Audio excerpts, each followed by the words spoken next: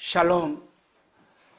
오늘 이 새벽의 미명의 시간에 하나님의 말씀과 기도로 하루를 시작하는 성도 여러분들에게 하나님의 은혜와 주님의 평강과 성령의 감동하심이 함께 하시기를 바랍니다. 오늘은 이사야서 9장 1절로 21절의 말씀을 나누도록 하겠습니다. 저는 9장을 읽어 내려가다가 1절 말씀에 눈길이 멈추었습니다. 공평과 정의. 언제 읽어도 들어도 힘이 나는 단어입니다. 지금 이 나라의 정권은 정권 초기부터 공평과 정의, 더불어 행복한 세상을 외쳐오고 있지만 과연 공정과 정의가 살아있고 적용이 되고 있는가? 그것은 여러분의 판단에 맡기겠습니다. 흔히들 이런 말씀을 합니다. 무전유죄, 유전무죄. 이 이사야가 살아서 하나님의 말씀을 외칠 때에도 무전유죄, 유전무죄가 있었던 것 같습니다. 무전유죄의 불공정에 우리는 눈물을 흘려야 하고 정직하고 성실하게 살아가는 사람들이 한숨 짓고 불의가 정의를 이기는 나라, 윤리의식과 도덕성이 파괴된 나라, 이 나라는 어느 나라이든지 혼란스럽고 질서가 파괴되고 한치 앞도 내다볼 수 없는 그러한 지경에 처하고 맙니다. 본문 1절 말씀에서 5절 말씀입니다. 전에 고통하던 자에게는 흑암이 없으리로다. 옛적에는 여호와께서 스불론 땅과 납달리 땅으로 멸시를 당케 하셨더니 후에는 해변길과 요단 저편 이방의 갈릴리를 영화롭게 하셨느니라. 흑암에 행하던 백성이 큰 빛을 보고 사망의 그늘진 땅에 거하던 자에게 빛이 비추도다. 주께서 이 나라를 창성케 하시며 그 즐거움을 더하게 하셨으므로 추수하는 즐거움과 탈취물을 나누는 때의 즐거움같이 그들이 주의 앞에서 즐거워하오리니 이는 그들이 무겁게 맨 멍에와 그 어깨의 채찍과 그 앞제자의 막대기를 꺾으시되 미디안이 날과 같이 하셨음이니이다. 어저리 싸우는 군인의 갑옷과 피 묻은 복장이 불에 섭같이 살라지리니 당시 북방 갈릴리 지방에 사는 사람들은 지역적으로 동북쪽에 위치하고 있었기 때문에 이방군이 침입에 피해를 많이 보았고 또 이방 통조도 많이 들어온 곳이기도 합니다. 그래서 1절에 보게 되면 전에 고통하던 자라고 말씀하고 있습니다. 그러나 메시아가 오실 때에 오히려 이 지방 사람들이 특별 은총을 받게 될 것을 본문에서 말하고 있습니다. 실제로 이 말씀은 마태복음 4장 13절에 16절에 그대로 성취가 되었습니다. 13절 마태복음 4장 13절에 보게 되면 나사렛을 떠나 스불론과 납달리 지경 해변에 있는 가버나움에 가서 사시니 이는 선지자 이사야로 하신 말씀을 이루려 하심이라 일렀으되 스불론 땅과 납달리 땅과 요단강 저편 해변과 이방 갈릴리여 흑암에 앉은 백성이 큰 빛을 보았고 사망의 땅과 그늘에 앉은 자들에게 빛이 비추었도다 하였느니라. 아멘. 그렇습니다, 여러분. 하나님의 말씀은 살아있기 때문에 하나님께서 계획하시고 뜻하신 이 경륜이 또 섭리가 때가 되면 반드시 1.1획도 벗어나지 않고 성취가 되는 것입니다. 그러기에 우리 하나님의 사람들은 말씀을 신뢰하고 그 말씀을 붙들고 기도해야 하는 이유가 바로 여기에 있습니다. 하나님께서는 세상을 창조하실 때 이 에덴 동산에 세상에 이 원조가 되는 에덴에 죄가 있기를 원하지 않으셨습니다. 그래서 하나님께서는 흙으로 인간을 빚으시고 그 코에 생기를 불어넣어 주셨습니다.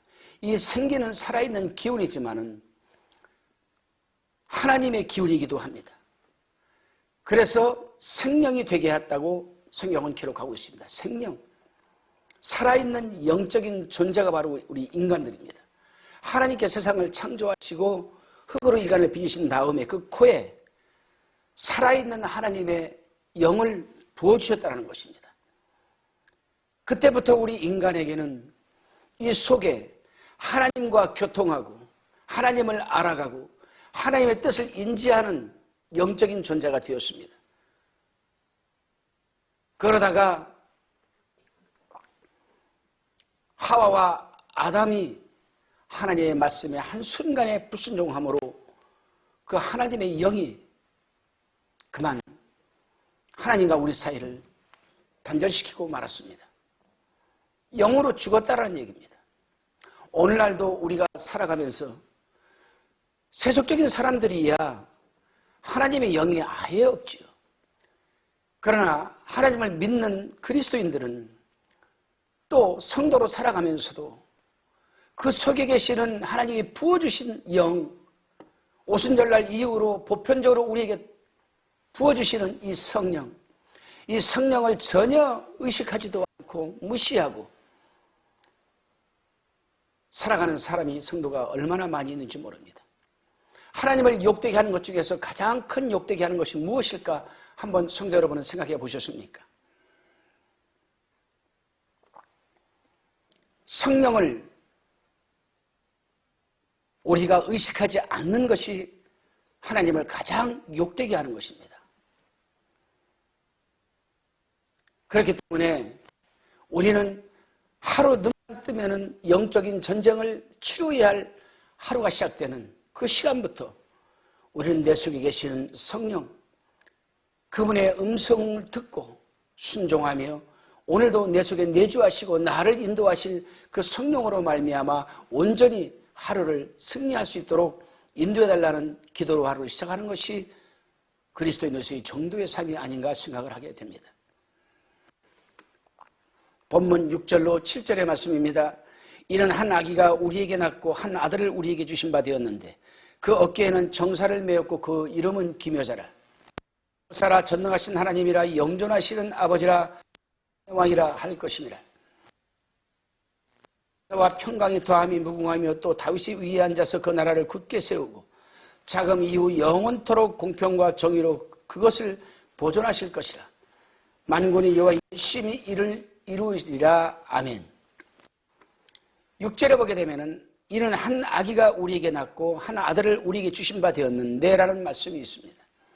이것은 예수 그리스도를 예언의 말씀인데 여기서 낳고는 예수 그리스도의 인간성을 암시하고 주신 바 되었는데는 본래부터 계신 분을 우리에게 주셨다라는 뜻으로 곧 예수 그리스도의 신성을 말씀하시는 것입니다. 그렇기 때문에 예수 그리스도가 이 땅에 퍼스트 인카네이션 초림하셨을 때에 오신 그분에게는 두 본성이 있습니다. 하나는 인성이고 하나는 신성입니다. 인성은 완전한 인간을 의미하고 본성은 완전한 하나님을 의미합니다. 그렇기 때문에 하나님께서 우리에게 창세전에 흙으로 인간을 지으시고 그 코에 생기를 부어넣어 주어 생명이 되게 하신지라. 이 말씀을 우리가 곰곰이 읽어보게 되면은 우리 또한 하나님께서 우리에게 인성과 신성을 부어주신 것을 우리는 알 수가 있습니다. 언제 그랬습니까? 하나님이 최초로 인간을 지으실 때 그렇게 주셨습니다. 흙으로 인간을 빚으시고 그 코에 생기를 불어 넣으셔서 생명이 되게 한지라, 영적인 존재가 되게 한지라. 그러나 그만 죄가 들어온 이후로 우리에게 그 영적인 존재는 그만 희석되고 말았습니다. 죄에 희석되고 말은 거죠. 그러나 오순절날 성령이 이 땅에 오심으로 해서 우리 인간에게 다시금 그 성령이 보편적으로 부어지기 시작을 했습니다. 그렇기 때문에 우리 인간도 어찌 보게 되면은 온전하진 않지만 죄 가운데 불완전한 존재이지만은 인성과 신성을 동시에 겸하고 우리도 살아가고 있습니다. 그렇기 때문에 성경은 곳곳에서 말하고 있습니다. 너희는 신의 성품에 참여한 자라. 신의 성품에 참여한 자라. 창세기에서 우리가 우리의 형상대로 사람을 만들고 우리의 형상, 여기서 우리는 복수로 성령의 영을 형상을 의미합니다. 얼마나 우리가 존귀한 자입니까? 그러나 이러한 존귀한 자로 덧입혀진 우리에게는 참으로 은혜요 혜택이 아닐 수가 없습니다. 그러나 하나님에게 혜택을 받고 살아가는 사람에게는 반드시 그 혜택을 누리는 만큼 책임이 수반되어야 합니다. 그 책임이 무엇입니까? 바로 하나님이 원하시는 것을 우리를 통해서 나타내시고자 하는 것입니다. 예수 그리스도께서는 그렇게 하셨습니다. 인간의 몸을 입고 이 땅에 퍼스트 인카네이션 초림하셔 오셨을 때 3년의 공생애 동안 예수님은 하나님의 뜻을 온전히 다 나타내 보이셨습니다. 나타내 보인다는 것은 인간의 감정과 인간의 지식과 지혜와 살아온 경험과 능력을 나타내는 것이 아닙니다. 이것을 헬라어 원어로 파네로시스라고 합니다. 파네로시스라는 것은 무엇입니까? 성령이 우리 속에 들어온 이유가 전제가 됩니다. 성령께서 우리에게 들어오셔서 내주하시는 그 이유가 있습니다. 그 이유가 뭐냐? 나타내 보이시기 위해서입니다. 파네로시스. 그렇기 때문에 하나님의 사람들은 하나님의 형상을 덧입고 성부와 성자와 성령의 형상을 덧입고 살아가야 하는 이유 중에 하나가 무엇이라? 또 책임이 무엇이라? 그 혜택에 따르는 책임은 바로 우리는 희생입니다. 사랑입니다. 양보입니다. 섬김입니다. 예수 그리스도께서는 이 땅에 오셔서 그렇게 살아가셨습니다. 그럼에도 불구하고 우리가 하나님의 형상대로 덧입고 성령이 우리 속에 들어오셔서 파네로시스 나타내 보이기를 원하시는데 우리는 나타내 보이는 것이 하나도 없다라면 이건 큰 문제가 아닐 수가 없는 것입니다. 이것이 지속되어진다라면 분명 우리 속에 계시는 성령도 빛을 발할 것이고 점점 소멸되어 갈 것이며 우리는 세상에 취해서 하나님으로부터 심판받을 수밖에 없는 존재가 되고 마는 것입니다. 바로 이사야 시대에 이스라엘 백성들이 그런 처지에 처하고 말았던 것입니다. 다시 그 어깨에 정사를 메었고라고 합니다. 여기서 정사를 어깨에 메었고, 어깨에 메었다는 것은 뭡니까? 무거운 짐을 메었다는 거지요. 예수가 이 땅에 오셔서 정사를 위해서 홀로 그 무거운 짐을 지셨다는 겁니다. 이 세상에 그 어떤 누구도 예수 그리스도가 그 어깨에 맨 무거운 짐을 대신 져줄 사람은 아무도 없습니다. 왜요? 누군가는 이 무거운 인간에게 다가온 사망과 죄와 죄에 따르는 사망 그리고 영생 이것을 누군가는 어깨 짐을 지고 사단과 싸워 이겨내어서 회복시켜 주실 분이 있어야 되는데 하나님의 아들 예수 그리스도 이외에는 그 어느 곳 이 세상에서는 아무도 그 일을 감당할 수 없기 때문에 예수 그리스도께서 홀로 그 어깨에 이 정사를 메었던 것입니다. 세상의 왕들은 정사의 수고를 신하들에게 맡기지만 만왕의 왕이신 그리스도께서는 홀로 정사를 펼치시고 또한 다스리시고 책임을 지시는 것입니다. 기묘자라는 말씀이 또 나옵니다. 기묘자는 뭡니까? 놀라운 구원자라는 뜻입니다. 이 세상에서 예수 그리스도 이외에 우리에게 구원을 주실 분이 누가 있겠습니까? 이 세상에 어느 누가 나무를 위해서 자신이 십자가에 필려 돌아간 그 찢기고 피를 흘리며 구원을 줄 자 누가 있겠습니까? 모사라 합니다. 모사는 증오의 신이라는 뜻입니다. 전능이신 힘있는 하나님을 뜻하시며 영존하신 아버지는 영생의 근원을 되심을 뜻하며 평강의 왕은 평안과 화목의 근원이심을 뜻하는 것입니다. 여기서 예수 그리스도가 이 땅에 오실 때에 퍼스트 인카네이션 초림하셔 오셨을 때에 마지막으로 우리에게 나타내 보이실 것은 뭐냐? 평강의 왕이라는 겁니다. 평강은 평안과 화목을 뜻합니다. 예수 그리스도는 이 땅에 오셔서 평안과 화목의 근원자로 오셨습니다. 따라서 하나님의 형상을 입고 살아가는 우리도 마찬가지입니다. 교회 안에서든 밖에서든 내 가정에서든 우리는 평안의 리더가 되어야 되고 화목의 주체가 되어야 됩니다. 그렇게 될 때에 우리는 하나님의 백성이라 그리스도이라 성도라는 이름을 부를 만한 자들이 되는 것입니다. 7절에서는 예수 그리스도께서 재림시에 성도에게 더하실 축복을 예언하고 있습니다. 영적으로 구원받은 성도들의 영적 생활을 또한 말하고 있습니다. 본문 8절로 12절에 보게 되니까 주께서 야곱에게 말씀을 보내시며 그것을 이스라엘에게 임하게 하셨은즉 모든 백성 곧 에브라임과 사마리와 거민이 알 것이오늘 그들이 교만하고 완악한 마음으로 말하기를 벽돌이 무너졌으나 우리는 다듬은 돌로 쌓고 뽕나무들이 찍혔으나 우리는 백향목으로 그것을 대신하리라 하도다. 그러므로 여호와께서 르신이 대적을 일으켜 그를 치게 하시며 그 원수들을 격동시키리니 앞에는 아람 사람이요 뒤에는 블레셋 사람이라 그들이 그 입을 벌려 이스라엘을 삼키리라. 그럴지라도 여호와의 노가 쉬지 아니하며 그 손이 여전히 퍼지리라. 하나님께서 이스라엘 백성들에게 기대하셨던 것이 얼마나 크고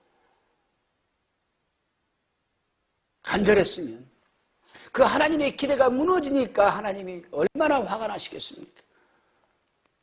너희가 패망을 하고 다 무너져도 내 손은 그치지 않을 것이다. 하나님이 얼마나 화가 나시고 얼마나 진노하셨으면 이 말씀을 지금 하고 계십니까? 하나님께서는 이스라엘 백성들이 깨닫고 회개하고 돌이키기를 원하셨기 때문에 에스겔뿐만이 아니라 이사야 선지자, 에레미야 선지자, 호세야 선지자 등등 여러 선지자들을 내세워서 말씀을 외쳤습니다. 그럼에도 불구하고 이스라엘 백성들이 회개치 않는 것을 보시고 하나님은 탄식하시기 시작을 합니다. 그들에게 말씀을 주었음에도 불구하고 오늘 본문의 말씀 보니까 8절 첫 절에 주께서 야곱에게 말씀을 보내시며라고 합니다. 이 말씀은 곧 하나님이십니다. 하나님께서 직접 그 백성들에게 말씀하시는 거라 이 말이죠. 오늘날 성도들도 마찬가지입니다. 목사가 강대상에서 설교를 하게 될 때에 코람데오 내가 하나님 앞에서 말씀을 듣는구나. 하나님이 나에게 또 친히 말씀하시는구나. 이러한 의식적인 말씀을 듣는 태도가 아니라면 우리 또한 똑같은 자들로 전락될 수밖에 없습니다. 하나님께서 말씀을 주셨음에도 불구하고 저희가 회개하지 않았다는 겁니다. 듣지 않았다는 겁니다. 이로써 적에게 하나님께서는 이스라엘 백성들을 내어주고 징계를 하시니 곧 아수르 왕 르신이 침략입니다. 하나님께서 성경을 연구해 보게 되면은 당신의 백성들을 한 나라와 한 가정과 한 개인을 하나님이 치리하는 방법을 우리는 볼 수가 있습니다. 환경을 완전히 무너뜨려서 그 환경을 의지하지 않게 하시던가, 가족을 뿜뿌리 흩어져서 가족들이 연합하지 못하게 하신다든가, 물질을 완전히 거두어가서 물질의 바닥을 보이게 하신다든가, 그래도 말 안 들으면 질병을 들게 해서 하나님은 목숨을 거둬가시는 모습을 우리는 볼 수가 있습니다. 그렇습니다. 성도 여러분, 지금도 하나님께서는 당신의 백성이 죄악 가운데서 회개치 않고 불순종할 때에는 이 모양 저 모양으로 징계를 하십니다. 그 이유는 당신의 백성이 온전히 돌아오기를 원하시기 때문입니다.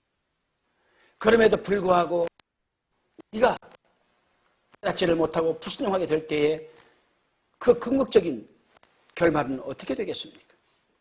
바로 이스라엘 백성들이 북쪽에 있는 사마리아나 남유다 쪽에 있던 예루살렘 유다 백성들이나 동일한 처지에 지금 처하고 말았습니다.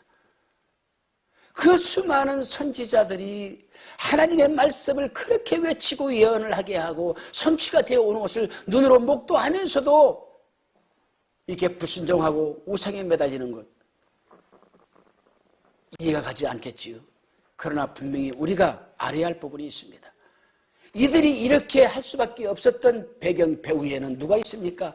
바로 하나님을 대적하는 사단마귀 원수의 더러운 영들이 진을 치고 있기 때문입니다. 그 영들이, 그 사단의 영들이 견고한 진을 구축하며 하나님의 사람들이 눈을 흐리게 하고 귀를 듣지 못하게 하고, 그래서 미혹하여서 말씀을 듣지 못하게 하고 불순종하게 하는 겁니다. 그렇기 때문에 여러분, 이 사단이 하는 짓을 보게 되면 얼마나 무서운지 모릅니다. 그리스도인에게 있어서 가장 무서운 것이 무엇입니까? 하나님과의 여러분 교통이 끊어지는 겁니다. 영으로 죽는 겁니다. 사단은 그것을 궁극적인 목표로 삼고 있습니다. 때문에 우리는 세상이 점점 악으로 달려갈 때일수록 우리는 깨닫고 분별력을 갖고 그 죄악 가운데 배 위에서 그 더러운 영들이 조종하는 그들을 우리는 분별력을 갖고 오직 말씀에 있어서 하나님 말씀에 적극적으로 순종하는 삶이 영향이 되어야 될 것입니다. 본문 13절로 17절 말씀입니다. 이 백성이 오히려 자기들을 치시는 자에게로 돌아오지 아니하며 만군의 여호와를 찾지 아니하는도다. 이러므로 여호와께서 하루 사이에 이스라엘 중에서 머리와 꼬리며 종려가지와 갈대를 끊으시리니 머리는 곧 장로와 존귀한 자요 꼬리는 곧 거짓말을 가르치는 선지자라. 백성을 인도하는 자가 그들로 미혹해 하니 인도를 받는 자가 멸망을 당하는도다. 이 백성이 각기 설만하며 악을 행하며 입으로 망령되이 말하니 망령되이 하나님의 백성들 선민입니다. 유다 백성들. 그런데 그들이 망령되이 말을 하라고 했습니다. 여기서 망령되이 말한다는 것은 뭡니까? 입으로는 하나님을 찾아도 실제적인 삶의 현장에서는 하나님을 인정하지 않는다는 겁니다. 그러면 주께서 그 장정을 기뻐 아니하시며 그 고와 가부를 긍휼히 여기지 아니하시리라. 그럴지라도 여호와의 노가 쉬지 아니며 그 손이 여전히 퍼지리라. 아멘. 사랑하는 성도 여러분, 오늘 본문에 보게 되면은 거짓말을 가르치는 선지자라는 말이 나옵니다. 이 말씀은 15절 끝절에 나오는 말씀입니다. 굉장히 중요한 말씀이자 우리가 꼭 해야 할 말씀입니다. 세상이 역사적으로 보게 되면은 세계 기독교 역사적으로 보게 되면은 세상이 혼란스럽고 무너지고 혼란스럽고 그럴수록 거짓 선지자들이 많이 일어난다는 것입니다. 우리나라도 이단 사이비 때문에 얼마나 많은 가정이 파괴되고 얼마나 많은 영혼들이 패망의 길로 달려가고 있는지 모릅니다. 그 책임이 누구에게 있습니까? 바로 우리 주의 종들에게 있는 것입니다. 내가 바르게 성도를 가르치지 못하고 하나님의 말씀을 있는 그대로 전하지 않게 되면은 그들의 영혼은 죽을 수밖에 없다는 겁니다. 그렇기 때문에 주의 종들은 하나님의 말씀에 1.1핵도 빠뜨리지 말고 주시는 말씀 그대로 전해야 되고 그 성도들 앞에서 주의 종들이 먼저 본이 돼야 되고 희생이 돼야 되고 섬김이 돼야 되고 양보가 돼야 되는 것입니다. 이스라엘이 하나님의 징계를 받으면서도 하나님을 찾지 않은 그 이유 중에 하나가 뭡니까? 바로 거짓으로 하나님의 말씀을 선포하고 예언이라고 떠들어대는 그 거짓 선지자들 때문에 그 거짓 선지자들의 미혹에 걸려있기 때문에 이스라엘 백성들이 그랬던 것입니다. 주의 종들이 가장 주의해야 할 부분이 무엇입니까? 하나님의 말씀을 자기 생각대로 전하는 것이 아니라 자기 입장에서 자기의 형편대로 전하는 것이 아니라 주신 말씀 그대로 전하는 것이 가장 중요합니다. 지금도 얼마나 많은 하나님의 백성들이 그 영혼을 파멸의 길로 달려가고 있는지 모릅니다. 그 배후에는 거짓 선지자들, 사꾼 선지자들이 있기 때문이며 그 거짓 선지자와 사꾼 선지자 배후에는 사단이 마귀가 있다는 것을 깨달아야 합니다. 그 이스라엘 백성들이 하나님의 말씀을 불순종하고 징계를 받게 된 그 이유는 다른 게 아닙니다. 그 종교 지도자들과 그 지도를 받은 자들이 하나님께 적극적으로 불순종을 하고 있다는 것입니다. 그렇다고 해서 그들이 하나님을 떠납니까? 아니에요. 안 떠났습니다. 이스라엘 역사상 이스라엘 백성들이 하나님을 떠난 적이 한 번도 없습니다.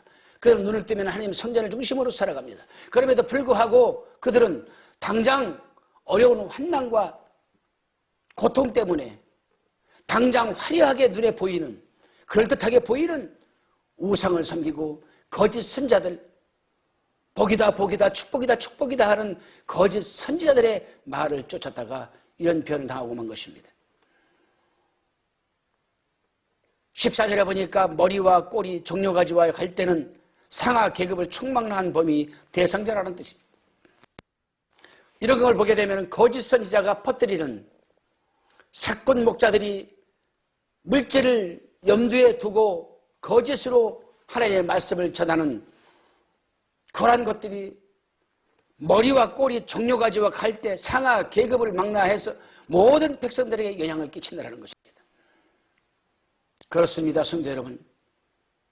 거짓 선지자에게는 반드시 하나님의 특별한 징계가 따르게 되어 있습니다. 교회 역사적으로 보게 되면 한국 역사도 마찬가지입니다. 한국 교회 역사도 마찬가지입니다. 세계 역사, 교회 역사도 마찬가지입니다. 이단, 사이비, 또 사건 목자, 기독교 유사 종교를 빙자해서 물질을 탐하는 자들 쳐놓고 말로가 좋은 사람은 한 명도 없었습니다. 왜요? 그들은 다 교만하기 때문에 그런 것이고 하나님의 심판이 내려지기 때문입니다. 그러기에 하나님의 징계의 손길을 경험한 후에는 반드시 회개하고 돌이켜야 됩니다. 늦지 않았습니다. 우리는 하나님의 바른 말씀을 들어야 할 영적인 듣는 귀가 열려야 됩니다. 하나님의 올바른 말씀을 읽을 줄 아는 영적인 여러분 시안을 갖고 있어야 됩니다. 그럼에도 불구하고 아직도 그런 사건적이고 사이비적인 거짓 선자들의 말을 듣고 우리가 쫓아간다면 또 고집을 피운다면 우리 또한 큰 재앙과 심판을 자초하게 되는 줄로 믿으시기를 바랍니다. 본문 18절에서 21절 말씀입니다. 대저 악행은 불태우는 것 같으니 곧 진료와 형극을 삼키며 빽빽한 수풀을 살라서 연기로 위로 올라간 게 함과 같은 것이라. 망군이 여호와의 진노로 인하여 이 땅이 소화되리니 백성은 불에 타는 섬나무와 같을 것이라. 사람이 그 형제를 아끼지 아니하며 우편으로 움킬지라도 줄이고 좌편으로 먹을지라도 배부르지 못하여 각각 자기 팔이 고기를 먹을 것이며 므낫세는 에브라임은 므낫세를 먹을 것이요 또 그들이 합하여 유다를 치리라. 그럴지라도 여호와의 노가 쉬지 아니하며 그 손이 여전히 퍼지리라. 아멘. 이스라엘의 일반 국민의 죄악이 철대로 차가지고 관영되었습니다. 여호와의 진노가 내린 것이 불붙는 섭과 같다고 지금 말씀하고 있습니다. 불이 연료에 잘 붙는 것만이 하나님의 징벌은 사람들의 사무친 죄악에 내려집니다.